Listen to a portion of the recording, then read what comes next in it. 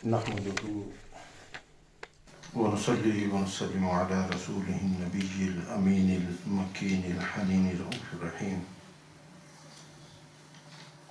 أما بعد، فأعوذ بالله من الشيطان الرجيم. بسم الله الرحمن الرحيم.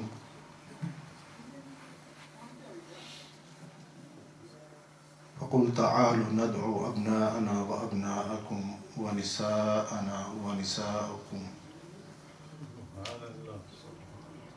وأنفسنا وأنفسكم ثم نبتهل فنجعل لعنة الله على الكاذبين. صدق الله مولانا العظيم.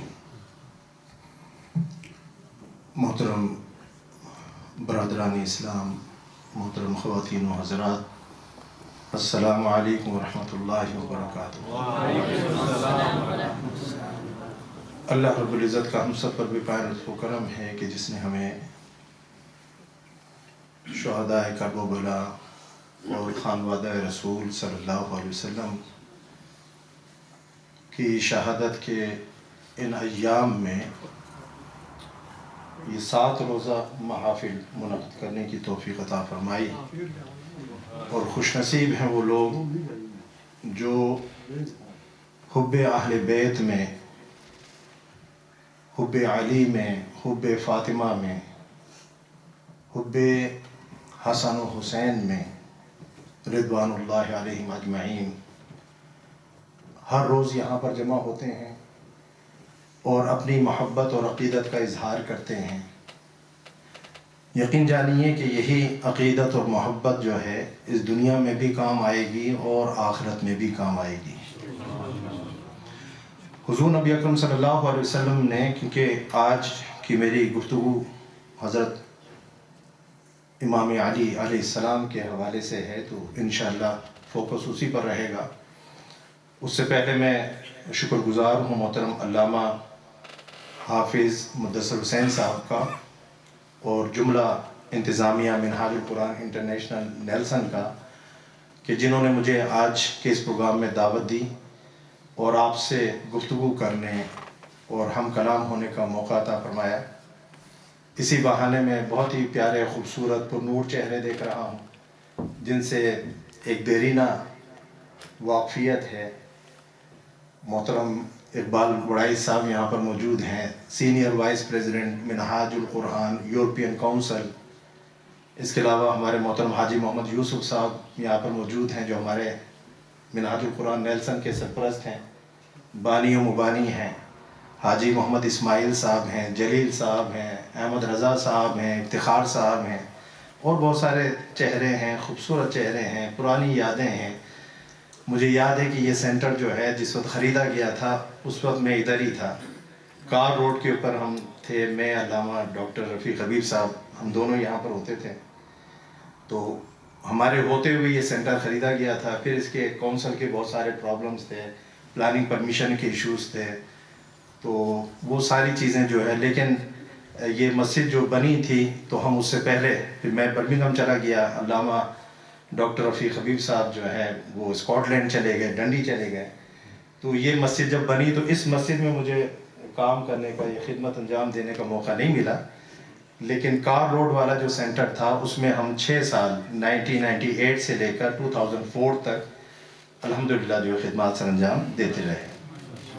اللہ تعالیٰ قبول فرمائے. دین کا کام کرنا ہے، دین کی خدمت جو ہے کرنی ہے. اللہ تعالیٰ جہاں پر رکھے وہاں پر دین کی خدمت کی توفیق عطا فرمائے. آج جس شخصیت کا تذکرہ جمیل کرنے کے لیے ہم نے اس محفل کو سجایا ہے وہ پروردہ رسول، فضائل و کمالات کے جامع، علوم و معارف کا منبع، رشد و ہدایت کا مصدر، زہد و ورع اور شجاعت و سخاوت کا پیکر اور مرکز ولایت ہے. میری مراد امام الاولیاء والاتقیاء، شہنشاہ ولایت، داماد رسول، اخی رسول، ولی رسول حضرت امام علی علیہ السلام سے. حضور نبی اکرم صلی اللہ علیہ وسلم نے فرمایا کہ تم سے پہلے اللہ تعالیٰ نے بنی اسرائیل کو بادشاہت عطا فرمائی، اور یہ ایک فضیلت تھی، ایک عزت تھی جو اللہ تعالیٰ نے ان کو عطا فرمائی، لیکن اپنے نبیوں کو قتل کرنے کی وجہ سے اللہ تعالیٰ نے وہ بادشاہت بنی اسرائیل سے چھین لی۔ پھر حضور نبی اکرم صلی اللہ علیہ وسلم نے فرمایا کہ جب میری امت علی سے بغض کرنے لگے گی تو ان کی بادشاہت اور شان و شوکت بھی چھین لی جائے گی۔ تو محبت علی میں عزت ہے، محبت علی میں اور تکریم علی میں ہماری رفعت ہے، ہمارا وقار ہے، ہمارا تمکن ہے۔ تو جب تک ہم محبت علی کے راستے پر رہیں گے اللہ تعالی ہمیں عزت بھی عطا فرمائے گا، عروج بھی عطا فرمائے گا، ترقی بھی عطا فرمائے گا، بادشاہت بھی عطا فرمائے گا، عزت و غلبہ بھی عطا فرمائے گا۔ لیکن اگر ہم حب علی اور حب حسنین، حب فاطمہ اس راستے سے ہٹ گئے تو ذلت ہمارا مقدر ہوگی۔ اب دیکھنا یہ ہے کہ ہم نے راستہ کون سا چننا ہے، عزت والا راستہ چننا ہے یا ذلت والا راستہ چننا ہے، بادشاہت اور شہنشاہیت والا راستہ چننا ہے، یا بنی اسرائیل کی طرح اپنے نبیوں کو قتل کر کے ذلت و رسوائی کہ اللہ تعالیٰ فرما رہا ہے کہ ان پر اللہ کی لعنت ہے، اللہ کا غضب ہے، جگہ جگہ اللہ تعالیٰ یہودیوں پر لعنت بھیج رہا ہے، اپنا غضب نازل فرما رہا ہے، وہ اس وجہ سے کہ وہ اپنے نبیوں کو قتل کرتے تھے، اور اللہ کے فرمان اور اللہ کے ساتھ جو انہوں نے عہد و پیمان کیا تھا، اللہ کے ساتھ جو انہوں نے وعدہ کیا تھا، جب وہ اس وعدے پر پورا نہ اترے تو اللہ تعالیٰ نے اپنا قہر ان کے اوپر نازل فرمایا، ان کو ذلیل کیا، ان کو رسوا کیا، یہاں تک کہ ان سے ان کا وطن چھین لیا گیا اور وہ در بدر ٹھوکریں کھانے پر مجبور ہو گئے۔ تو جو قومیں اللہ اور اس کے رسول کے ساتھ کیے ہوئے عہد کو نبھاتی ہیں اللہ تعالیٰ ان کو ملک بھی عطا فرماتا ہے، عزت بھی عطا فرماتا ہے، اور فرماتا ہے کہ تم اگر اپنی کتابوں پر عمل کرو تو اللہ تعالیٰ تم پر آسمانوں سے بھی برکت نازل فرمائے گا اور زمین بھی اپنے خزانے تمہارے لیے کھول دے گی۔ حضرت امام علی، حضرت علی شیر خدا رضی اللہ تعالی عنہ کرم اللہ وجہ الکریم، اللہ تعالیٰ نے ان کے چہرے کو تکریم عطا فرمائی ہے، اللہ تعالیٰ نے ان کے چہرے کو تکنا بھی عبادت بنا دیا ہے۔ النظر الی وجہ علی عبادت، کہ علی کے چہرے کو تکنا بھی عبادت ہے۔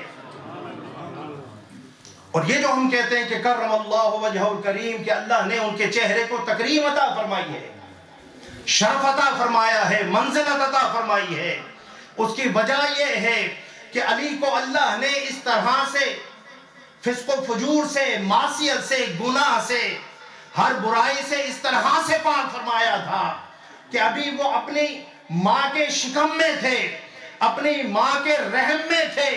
حضرت فاطمہ بنت اسد اگر بتوں کو سجدہ کرنا چاہتی تو علی جو ماں کے پیٹ میں تھے ان کو کرنے نہیں دیتے تھے۔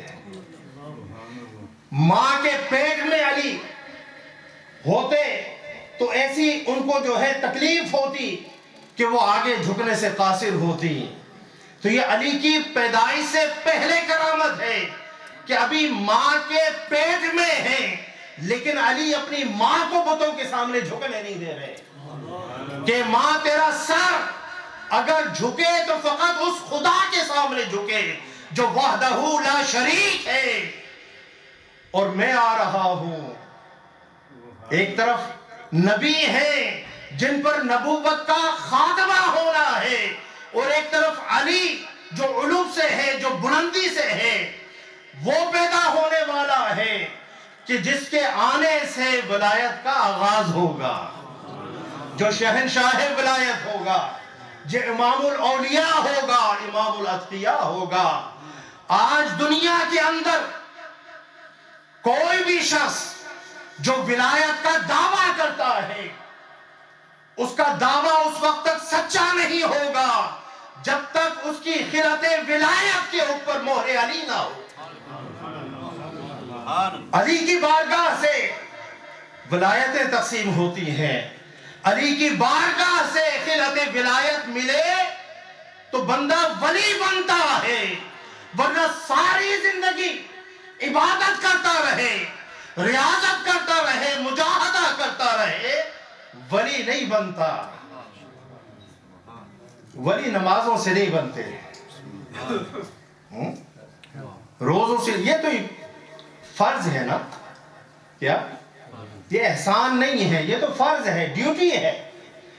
ڈیوٹی سے جو ہے مقامات نہیں ملتے، یہ دل کی جو حالت ہوتی ہے، دل کی جو کیفیت ہوتی ہے، دل کا تعلق جب مولا کے ساتھ قائم ہوتا ہے، دل کا تعلق جب گنبد خضرا کے مکی کے ساتھ قائم ہوتا ہے، دل کا تعلق جب قرآن کے ساتھ قائم ہوتا ہے اور دل کے احوال تبدیل ہوتے ہیں، اس وقت خلعت ولایت نصیب ہوتی ہے۔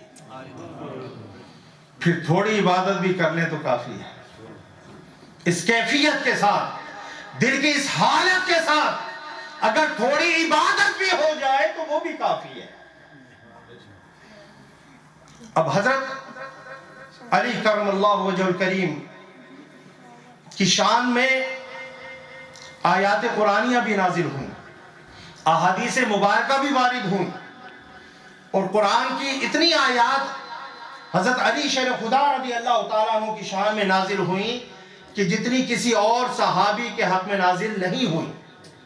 سب سے زیادہ حضور کے صحابہ میں آپ صحابی بھی ہیں اور آپ حضور کے اہل بیت اطہار میں بھی شامل ہیں، آپ کو دوہری نسبت حاصل ہے، آپ کو حضور کے ساتھ دوہری نسبت حاصل ہے کہ آپ حضور کے صحابی بھی ہیں اور حضور نبی اکرم صلی اللہ علیہ وسلم کے چچازاد بھائی بھی ہیں، حضور کے داماد بھی ہیں، اور آپ کا حضور کے ساتھ وہ تعلق ہے جو کسی اور کو اللہ نے عطا نہیں فرمایا، کہ حضور نبی اکرم صلی اللہ علیہ وسلم کی نسل چلانے کے لیے اور نسب کو آگے بڑھانے کے لیے کہ قیامت تک حضور اکرم صلی اللہ علیہ وسلم کی اولاد آتی رہے اور ان کو دیکھ کر حضور کی یاد تازہ ہوتی رہے۔ عموماً تو ایسا ہوتا ہے کہ بیٹوں سے نسب چلا کرتے ہیں، لیکن چونکہ حضور نبی اکرم صلی اللہ علیہ وسلم وہ خاتم النبیین تھے کہ آپ کے بعد کوئی اور نہ نبی آنا تھا نہ رسول آنا تھا، لیکن اللہ کو مقصود تھا کہ اللہ اپنے نبی کی نسل کو بھی چلائے، اپنے نبی کی اولاد کو بھی آگے بڑھائے، یہ سلسلہ آگے بڑھتا رہے۔ اللہ نے اپنے نبی کو شہزادے عطا فرمائے، لیکن بچپن میں ہی واپس لے لیے، یہاں تک کہ کفار طعنہ دیتے تھے، اِنَّا آتَيْنَاكَ الْكَوْثَرَ فَصَلِّ لِرَبِّكَ وَانْحَرْ إِنَّ شَانِئَكَ هُوَ الْأَبْتَرُ۔ اللہ نے فرمایا کہ محبوب جو تمہیں طعنہ دیتے ہیں کہ اب محمد بے اولاد رہ گئے ہیں، ان کی کوئی اولاد نرینہ نہیں ہے، اب ان کا نسب اور نسل کیسے چلے گی؟ اللہ نے فرمایا جو یہ طعنہ دینے والے ہیں، جو یہ اعتراض کرنے والے ہیں، ان کی نسلیں منقطع ہو جائے گی، لیکن اے محبوب تیری نسل کو ایسا چلاؤں گا کہ قیامت تک تیری نسل کا نام و نشان باقی رہے گا۔ نعرہ تکبیر، نعرہ رسالت، نعرہ حیدری، شہدائے کربلا۔ اب دیکھیں عموماً جو ہے بیٹی سے کوئی نسب چلتا ہے کسی کا؟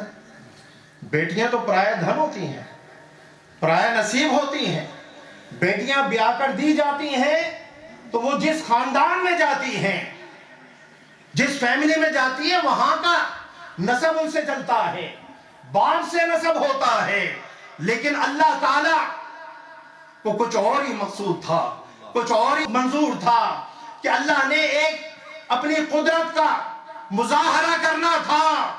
ان اللہ علی کل شیء قدیر، کہ اللہ جو چاہتا ہے کرتا ہے، اسے ہر کام کرنے پر قدرت ہے۔ اگر وہ چاہے تو بیٹوں سے نسب چلائے اور اگر چاہے تو بیٹیوں سے نسب چلا دے۔ ایک ہی واقعہ پوری کائنات میں ہوا، نسل انسانی کے اندر اس واقعے کے علاوہ کوئی ایسا واقعہ بیان نہیں کیا جا سکتا، پیش نہیں کیا جا سکتا کہ بیٹی سے نسل چلی ہو۔ اللہ نے فرمایا ہم تو رب ہیں، ہم جو چاہیں کر دیں، جس طرح سے چاہیں۔ جب وہ آدم کو بغیر ماں باپ کے پیدا کر سکتا ہے، وہ حوا کو بغیر ماں کے پیدا کر سکتا ہے، وہ عیسیٰ کو بغیر باپ کے پیدا کر سکتا ہے۔ ایک ایک مثال اللہ نے ہر ایک کی دکھا دی۔ نسب بیٹوں سے چلتا ہے، ایک مثال بیٹی کی بھی پیدا کر دی، ایک مثال بیٹی کی بھی پیدا کر دی، قائم کر دی۔ اور اس کے لیے اللہ رب العزت نے حضرت علی کرم اللہ وجہ الکریم کو چنا، اور اس کے لیے اللہ رب العزت نے حضرت فاطمہ الزہرا رضی اللہ تعالی عنہ کو چنا۔ اس کا ذکر میں آگے کروں گا انشاءاللہ کہ کس طرح سے ہوا۔ لوگ تو کہتے ہیں نا کہ بھئی جوڑے تو آسمان میں ہی بنتے ہیں، میاں بیوی تو یعنی نکاح تو زمین کے اوپر ہوتا ہے، لیکن جوڑے تو آسمان میں ہی بنتے ہیں، ٹھیک ہے نا؟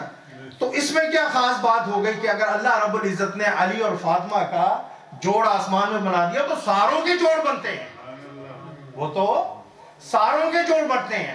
کہتے ہیں نا کہ بھئی جوڑے آسمان پر بنتے ہیں، ان کی ایگزیکیوشن زمین پر ہوتی ہے، کہ آپ لوگوں کو بلاتے ہیں، نکاح خواہ کو بلاتے ہیں، گواہوں کو بلاتے ہیں، کھانا کرتے ہیں، اور نکاح کا ایجاب و قبول ہوتا ہے۔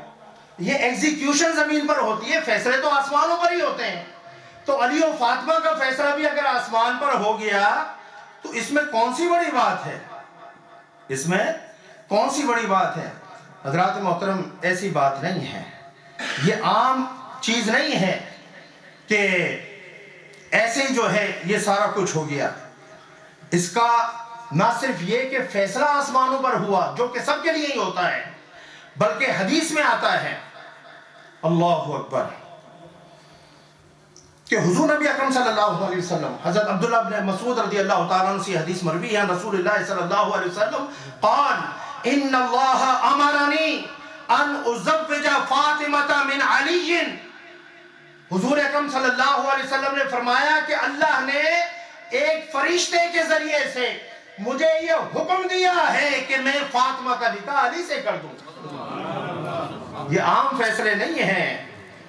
پھر حضرت علی رضی اللہ تعالیٰ عنہ روایت کرتے ہیں، علی قال قال رسول اللہ صلی اللہ علیہ وسلم، حضور اکرم صلی اللہ علیہ وسلم نے فرمایا اتانی ملکن، کہ میرے پاس ایک فرشتہ اللہ نے بھیجا، فقال یا محمد، اس فرشتے نے کہا اے محمد صلی اللہ علیہ وسلم، ان اللہ یقرأ علیک السلام، اللہ آپ پر سلام بھیجتا ہے، اللہ آپ پر اپنے محبوب پر سلام بھیجتا ہے۔ کیا خوش نصیبی ہے کہ آسمانوں سے یہ رب کائنات اپنے محبوب کو سلام بھیج رہا ہے۔ ان اللہ یقرأ علیک السلام ویقول لک، اور آپ سے یہ فرما رہا ہے انی قد زوجت فاطمہ ابنتک من علی بن ابی طالب فی الملأ الاعلی، اور یہ فرما رہا ہے کہ میں جو رب ہوں، تمہارا خدا ہوں، الہ ہوں، میں نے ملأ اعلیٰ کے اندر فاطمہ کا نکاح علی سے کر دیا ہے، کر دیا ہے۔ ایگزیکیوشن ادھر ہی ہو گئی ہے، زمین پر تو فارمیلٹی ہے، زمین پر فارمیلٹی ہے، ایگزیکیوشن ہو گئی ہے۔ فی الملأ الاعلی فزوجھا منہ فی الارض، اے محمد آپ زمین پر بھی ان کا نکاح فرما دیں۔ یہ نکاح والا جو کام ہے یہ آسمانوں میں تو ہو چکا ہے، اب بات زمین کی رہ گئی ہے، کیونکہ رہتے تو زمین پر ہیں، رشتہ ازدواج تو زمین پر قائم ہوگا، تعلقات تو زمین پر قائم ہوں گے، اس لیے زمین پر بھی نکاح فرما دیں۔ آسمانوں میں ہو چکا ہے، اب زمین پر آپ نکاح فرما دیں۔ کیا ایسا کسی کے ساتھ ہوا؟ بولے نا، جوڑے آسمانوں پر بنتے ہیں، سب کے بنتے ہیں، لیکن کون ہے جس کا نکاح خود رب کائنات فرمائے، جس کے نکاح کے سامعین اور وہاں پر حاضرین ملائکہ ہوں؟ اگلی حدیث سنیں کہ اللہ نے وہ نکاح کس شان کے ساتھ کیا. اس نکاح کی شان, جب جو نکاح رب خود پڑھوا رہا ہے, اس نکاح کی پھر شان بھی جو ہے عجیب ہی ہونی چاہیے نا, غیر معمولی ہونی چاہیے, وہ عام نکاحوں سے ہٹ کر ہونا چاہیے. تو حضرت انس رضی اللہ تعالیٰ عنہ روایت کرتے ہیں کہ انس رضی اللہ تعالیٰ عنہ قال بینما رسول اللہ صلی اللہ علیہ وسلم فی المسجد, کہ ہم حضور نبی اکرم صلی اللہ علیہ وسلم کے ساتھ مسجد میں تھے. اذ قال لعلی, حضور اکرم صلی اللہ علیہ وسلم نے علی سے فرمایا, اے علی ھذا جبریل یخبرنی ان اللہ زوجک فاطمہ, یہ جبریل ہیں جو مجھے بتا رہے ہیں کہ اللہ نے تیرا نکاح فاطمہ سے کر دیا ہے, کر دیا ہے. وَأَشْهَدَ عَلَىٰ تَزْوِيجِكَ 40,000 مَلَكٍ, 40,000 ملکین, اور کہا کہ تیری اس نکاح کی تقریب میں 40,000 ملائکہ بطور گواہ موجود تھے. اے علی, اب یہ کون بیان فرما رہے ہیں؟ حضور اکرم صلی اللہ علیہ وسلم. اس کو امام طبرانی نے اپنی کتاب الریاض النادرہ اس کے اندر بیان کیا اس حدیث کو, کہ اللہ رب العزت وَأَشْهَدَ عَلَىٰ تَزْوِيجِكَ 40,000 مَلَكٍ, کہ تیری تقریب نکاح جو ملائے اعلیٰ کے اندر ہوئی, اس کے سامعین و حاضرین و ناظرین وہ 40,000 سلیکٹڈ ملائکہ تھے جن کے سامنے اللہ تعالیٰ نے تیرا نکاح میری بیٹی فاطمہ سے کیا ہے. اور پھر جو ہے اب خوشی کا موقع ہے نا, خوشی کا موقع ہے. علی کی شان دیکھیں, یہ شان کسی کو ملی؟ وہ اللہ فرماتا ہے وَأَوْحَىٰ إِلَىٰ شَجَرَةِ طُوبَىٰ, اور اللہ تعالیٰ نے طوبہ ایک درخت ہے اس کو وحی کی, اس کو یہ پیغام, یہ میسج بھیجا, کیا انصری علیہم الدر والیاقوت, کہ یہ جو 40,000 ملائکہ ہیں ان پر یاقوت اور موتیوں کی بارش کر دے. یہ نکاح ہو رہا ہے, موتی اور یاقوت کی بارش کر دے. فَنُصِرَتْ عَلَيْهِمُ الدُّرَّ وَالْيَاقُوتُ, اس درخت نے جو ہے فَنُصِرَتْ عَلَيْهِمُ الدُّرَّ وَالْيَاقُوتُ, طوبہ جو درخت تھا اس نے موتیوں کی اور یاقوت کی ان ملائکہ پر بارش کر دی. فَفَضَّرَتْ عَلَيْهِ الْحُورُ الْعَيْنِ, اب جو حور عین بڑی بڑی آنکھوں والی جو حوریں تھیں وہ کیا کرنے لگی, يَلْتَقِطْنَا مِنَ الطَّبَاقِ الدُّرِّ وَالْيَاقُوتِ, وہ جو در اور یاقوت تھے جو طوبہ درخت کو اللہ نے حکم دیا کہ بارش کر دے ان ملائکہ پر, وہ حوریں تھال لے کر, طباق لے کر ان موتیوں کو, ان یاقوت کو سمیٹنے لگی. اور سمیٹنے کے بعد کیا ہوا؟ فرمایا فَهُمْ بَيْنَهُمَا دُونَهُ بَيْنَهُمْ إِلَى يَوْمِ الْقِيَامَةِ فَهُمْ يَتَحَادُونَهُ بَيْنَهُمْ إِلَى يَوْمِ الْقِيَامَةِ.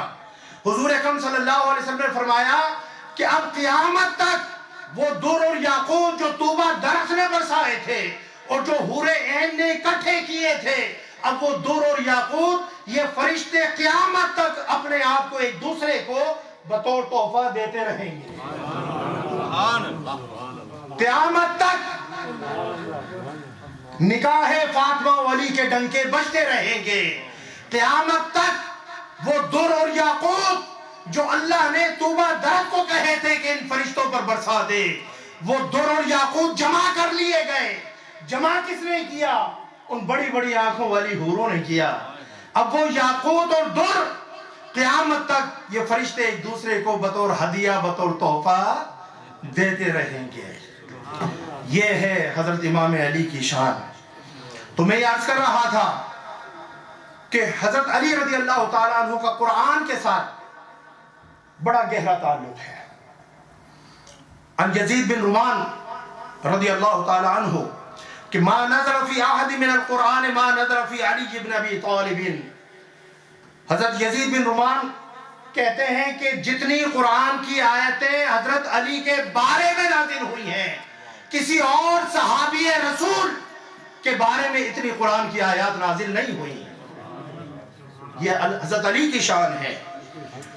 پھر حضرت عبداللہ ابن عباس رضی اللہ تعالیٰ عنہ روایت کرتے ہیں کہ قال نزلت فی علی 300 آیت، کہ حضرت علی کی شان میں قرآن میں 300 آیتیں نازل ہوئی۔ پھر حضرت ام سلمہ رضی اللہ تعالیٰ عنہ روایت کرتی ہیں سمعت رسول اللہ صلی اللہ علیہ وسلم یقول، ام سلمہ ام المؤمنین ام سلمہ رضی اللہ تعالیٰ عنہ یہ وہی زوجہ رسول ہیں صلی اللہ علیہ وسلم، ہماری ماں ہیں، کہ جب جبریل تشریف لائے اور آ کر حضور نبی اکرم صلی اللہ علیہ وسلم کو یہ خبر دی کہ آپ کے بعد آپ کے بیٹے حسین کو کرب و بلا میں شہید کر دیا جائے گا، تو حضور نبی اکرم صلی اللہ علیہ وسلم یہ خبر پا کر زار و قطار رونے لگے، آپ کے آنسوں سے آپ کی ریش مبارک تر ہو گئی۔ اور اس موقع پر جبریل امین نے ایک بوتل دی جس کے اندر خاک تھی، خاک کربلا تھی، اور آپ نے فرمایا کہ یا رسول اللہ، جب آپ کے بیٹے حسین کو کربلا میں شہید کیا جائے گا، اس کی نشانی یہ ہے کہ یہ مٹی خون کے اندر تبدیل ہو جائے گی۔ حضور نبی اکرم صلی اللہ علیہ وسلم کی چشمان بصیرت، نگاہ نبوت، علم نبوت یہ دیکھ رہا تھا کہ اس وقت جب یہ واقعہ ہوگا میری کون سی زوجہ حیات ہوں گی، زندہ ہوں گی۔ حضور نبی اکرم صلی اللہ علیہ وسلم نے وہ شیشی جس کے اندر وہ خاک تھی حضرت ام سلمہ رضی اللہ تعالیٰ عنہ کے حوالے کر دی، اور جب وہ واقعہ رونما ہوا تو حضور نبی اکرم صلی اللہ علیہ وسلم حضرت ام سلمہ رضی اللہ تعالیٰ عنہ کو خواب میں نظر آئے، اور حالت یہ تھی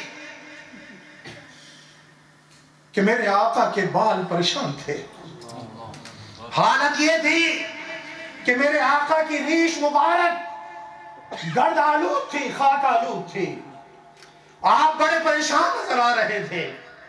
حضرت ام سلمہ رضی اللہ تعالیٰ عنہ نے خواب میں پوچھا یا رسول اللہ آپ کی حالت کیسے ہو گئی؟ آپ نے فرمایا ام سلمہ ابھی ابھی میں کربلا سے آ رہا ہوں، میرا بیٹا حسین ظلم کے ساتھ شہید کر دیا گیا۔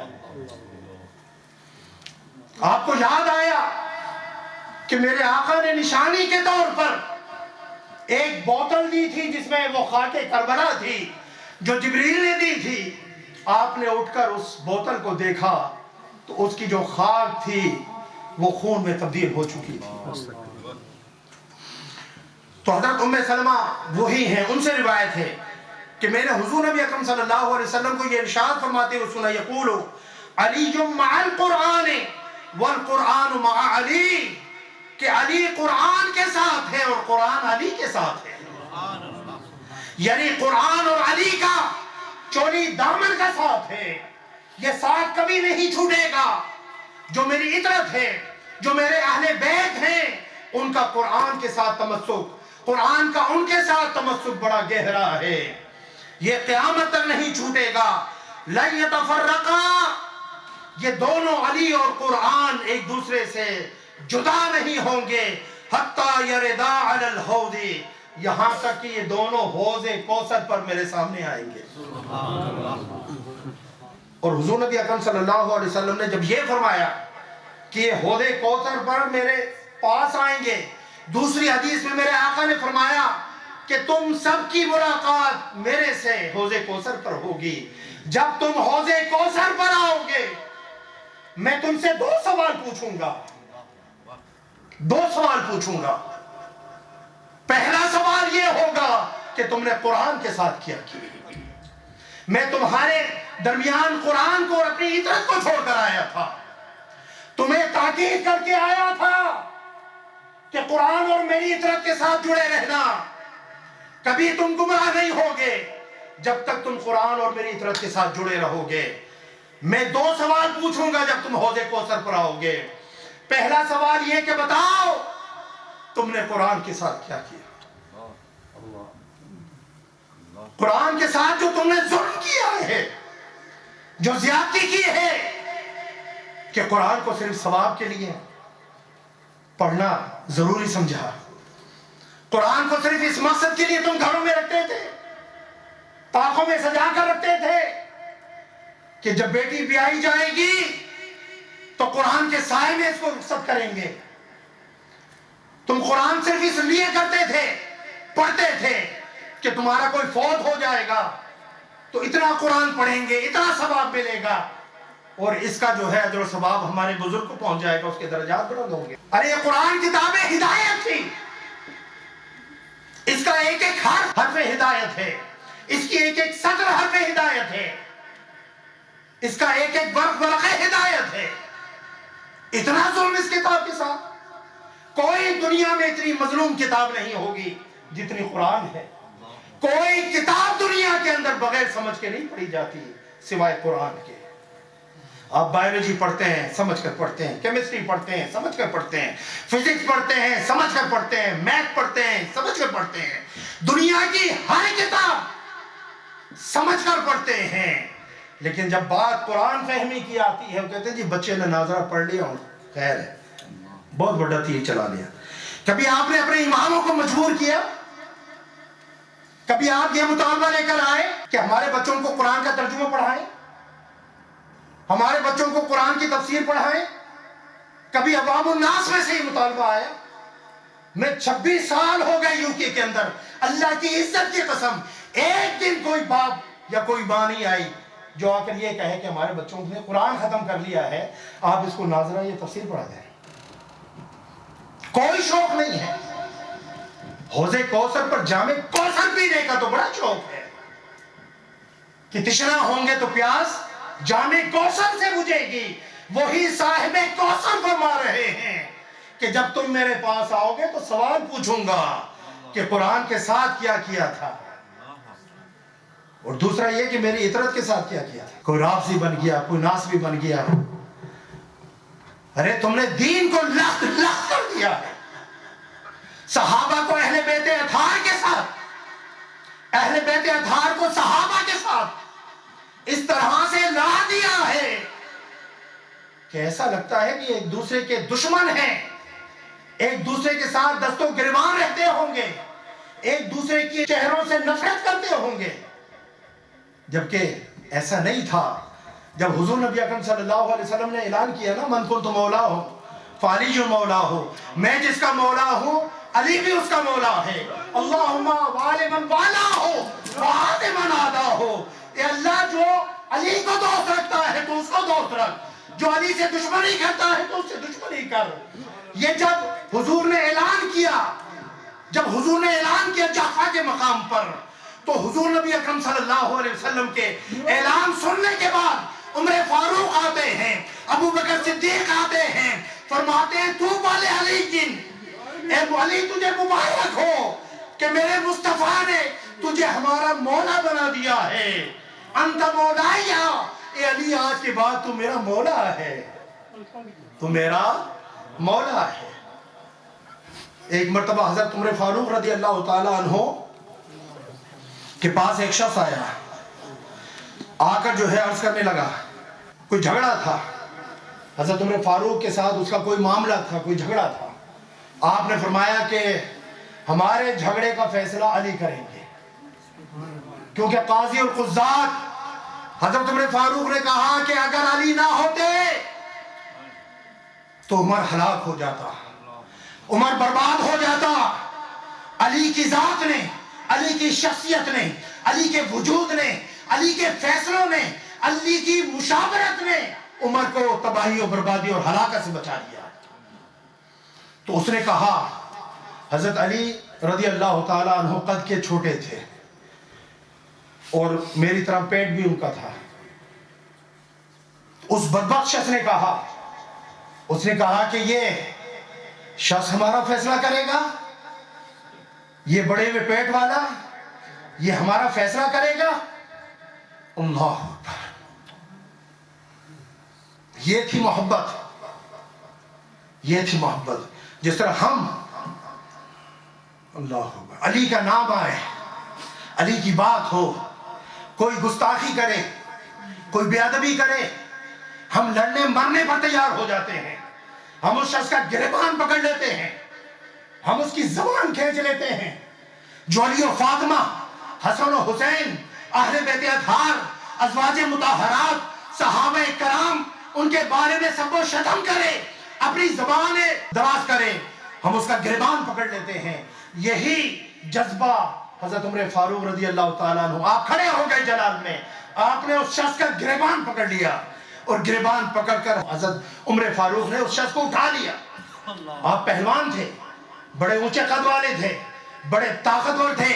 اکاز کے جو میلے ہوتے تھے وہاں پر اپنی شاہ سواری اور فن سپاہ گری اور پہلوانی کے جوہر دکھاتے تھے.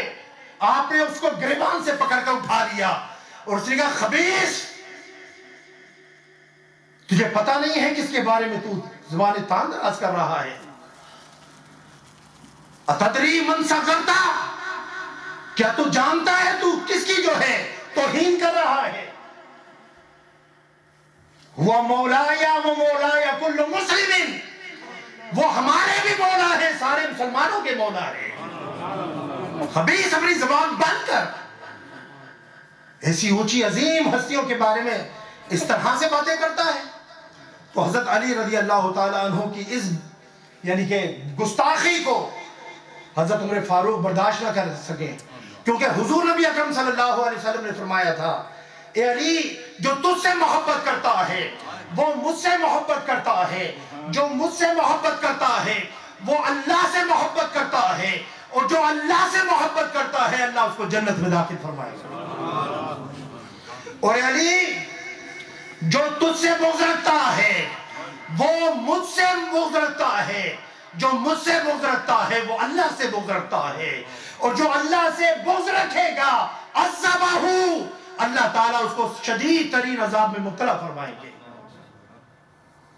حضور اکرم صلی اللہ علیہ وسلم نے فرمایا کہ میرے علی کو گالی مت دینا، بلکہ ایک حدیث میں تو لا تسبوا ابو بکر، لا تسبوا عمر، لا تسبوا علی، نہ ابو بکر کو گالی دو، نہ عمر کو گالی دو، نہ علی کو گالی دو، کیونکہ یہ سارے میرے گلشن کے پھول ہیں، یہ سب میرے جانثار ہیں. حضور نے فرمایا ابو بکر پر اللہ رحم فرمائے، اس نے مجھے اپنی بیٹی دی، اس نے مجھے دار الحجرت تک پہنچایا، اور اس نے اپنے مال سے بلال کو خرید کر آزاد کیا. اللہ ابو بکر پر رحم فرمائے، اللہ عمر پر رحم فرمائے کہ عمر کے ساتھ اللہ نے حق کو کر دیا ہے، اس کی زبان پر، اس کے دل پر اللہ نے حق کو جاری کر دیا ہے. اور یہ دین کے معاملے میں اتنا سخت اور شدید ہے کہ میں اس کا کوئی دوست ہی نہیں دیکھتا. سخت آدمی کے دوست کم ہوتے ہیں نا، تو حضرت عمر فاروق حضور فرما رہے ہیں کہ میں اس کا کوئی دوست ہی نہیں دیکھتا، یہ اکیلا ہے، تنہا ہے، کیونکہ سچی بات کڑوی ہوتی ہے. یہ حضور نے بھی فرمایا سچی بات کڑوی ہوتی ہے. عمر جو ہے وہ جو بات کہتا ہے، حق کہتا ہے، سچ کہتا ہے، اس پر شدت اختیار کرتا ہے. یہ بات کڑوی محسوس ہوتی ہے، لوگ اس کا ساتھ نہیں دیتے، اس کے ساتھ نہیں کھڑے ہوتے، اس کے دوست نہیں بنتے، یہ اکیلا ہے. پھر فرمایا علی، اللہ علی پر رحم فرمائے، اللہ علی پر رحم فرمائے، یہ میرا بھائی ہے، یہ میرا داماد ہے. حضور اکرم صلی اللہ علیہ وسلم نے آپ کو اپنا دوست بھی کہا، انت ولی، اے علی تو میرا دوست ہے، تو میرا دوست ہے. پھر جب مواقعات مدینہ قائم ہو رہی تھی، حضور اکرم صلی اللہ علیہ وسلم کے پاس حضرت علی روتے ہوئے آئے کہ آپ نے ہر ایک کو ہر ایک کے ساتھ بھائی بنا دیا ہے، میں اکیلا رہ گیا ہوں، میں کس کا بھائی ہوں؟ حضور اکرم صلی اللہ علیہ وسلم نے فرمایا کہ علی تجھے کس بات کی فکر ہے؟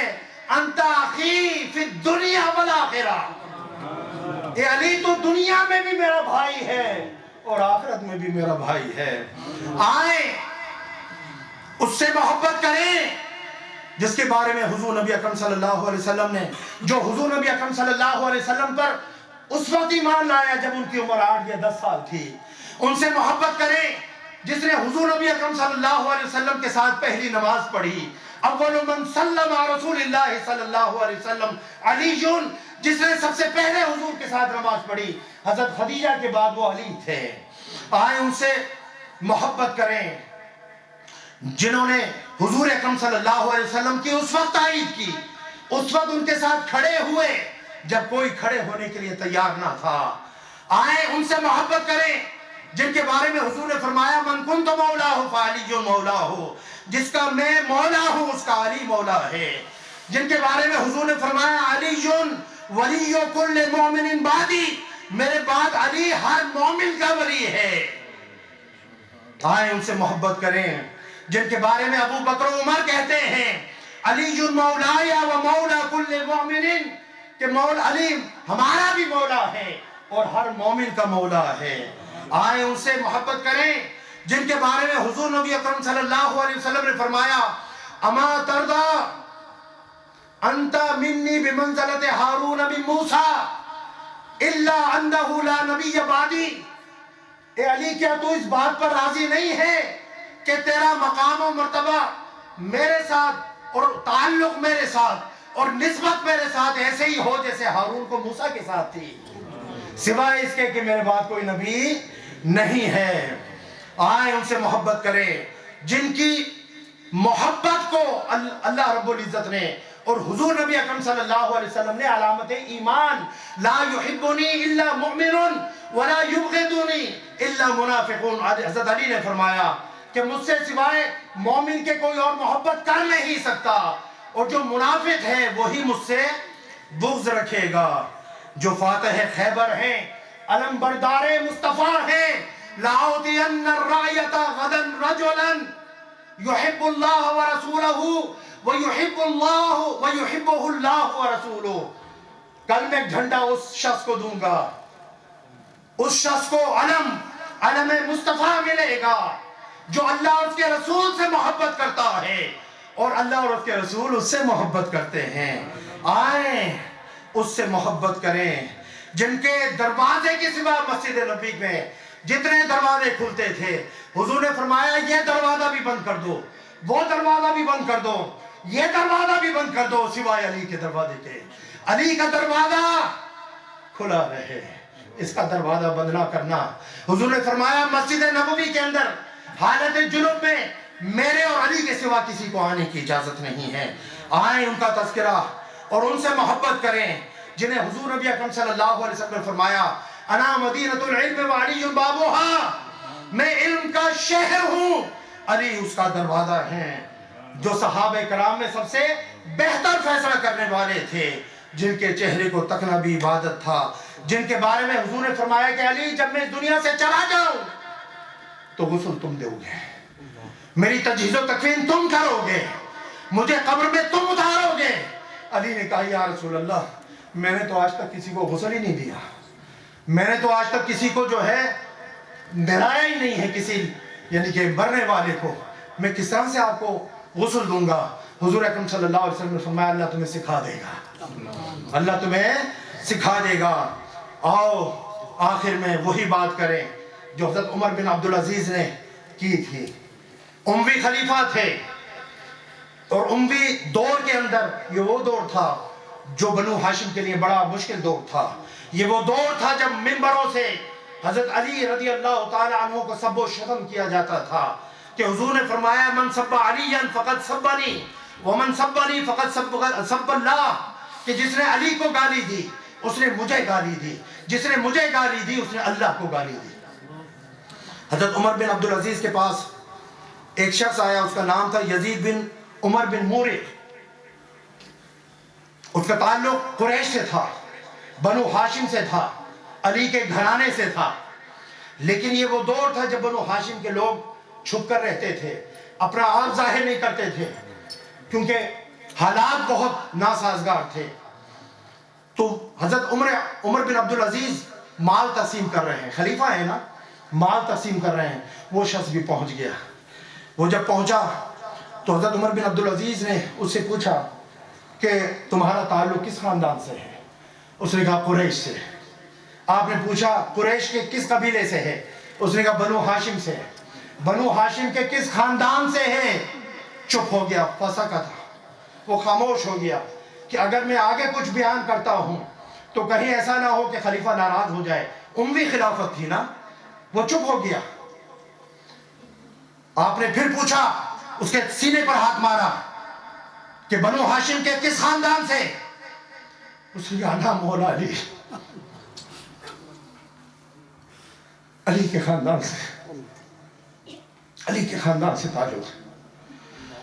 خلیفہ کہتے ہیں من علی، علی کون؟ اب جب یہ بات سنی تو اس کا اور پتا پانی ہو گیا، کیونکہ کہہ جو چکا تھا۔ اس نے کہا من علی۔ عمر بن عبدالعزیز نے کہا علی کون؟ ہائے ہائے، خاموش ہو گیا۔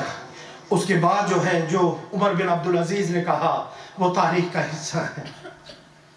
آئیں اسی بات پر اپنی گفتگو کا اختتام کریں، آئیں سب مل کر وہی بات کریں جو عمر بن عبدالعزیز نے کہی جب انہوں نے پوچھا من علی، اور وہ شخص جواب دینے سے قاصر رہا، چپ رہا، ڈر کی وجہ سے، خوف کی وجہ سے۔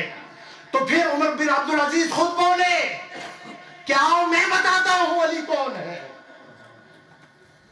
تو ڈر اور خوف کی وجہ سے خاموش ہے نا، لیکن میں بتاتا ہوں علی کون ہے۔ آپ نے فرمایا وَأَنَا وَاللَّهِ مَوْلَى عَلِي ابن ابی طالب۔ آپ نے فرمایا کہ اللہ کی عزت کی قسم، میں علی ابن طالب کا غلام ہوں، غلام ہوں، غلام ہوں۔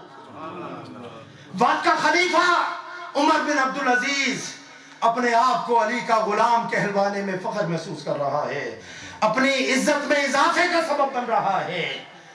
آئیں ہم بھی کہیں انا واللہ مولا علی ابن ابی طالب، انا واللہ مولا علی ابن ابی طالب، انا واللہ مولا علی ابن ابی طالب رضی اللہ تعالیٰ عنہ۔